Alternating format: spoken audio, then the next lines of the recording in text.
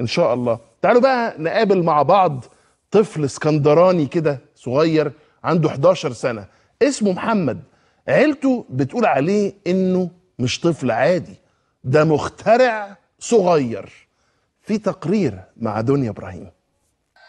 زي أي طفل عادي محمد بيحب يلعب، لكن اللي مش عادي في حياة محمد اللي عنده 11 سنة إنه بيشغل دماغه في تطوير اللعب نفسه. التليفون على علبة كنز، شكل علبة كنز. جبت علبة كنز وعدت التليفون، فلقيت إن والسماعة بتاعت التليفون القديم كانت سماعة كبيرة، فجبت سماعة صغيرة وجيت موصلها بالسلوك بتاعت السماعة. بعد كده جبت الميكروفون برضو كان كبير شوية، صغرته وخليته برضو صغير على قد مساحة، يكون صغير عشان ياخد المكان في علبة الكنز. فرحت كتير ان التليفون اشتغل، لقيت ان تعبي 5 شهور ده ما راحش على الفاضي.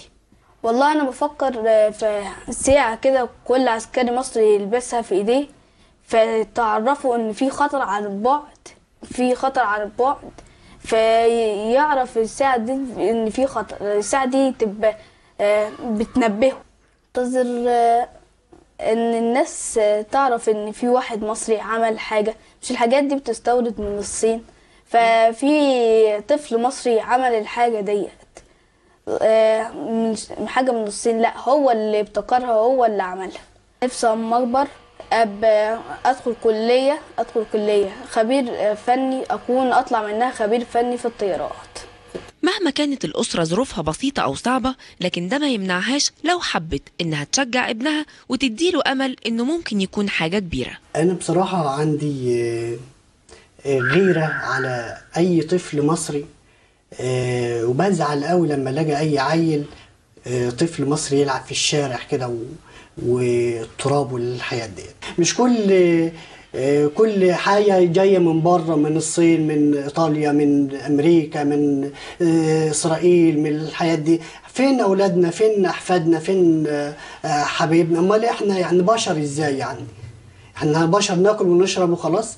عايزين نعرف العالم الأجنبي اللي عندنا ولد أو عندنا أولادنا نقدر نعمل كذا ونعمل كذا ونخلي كذا.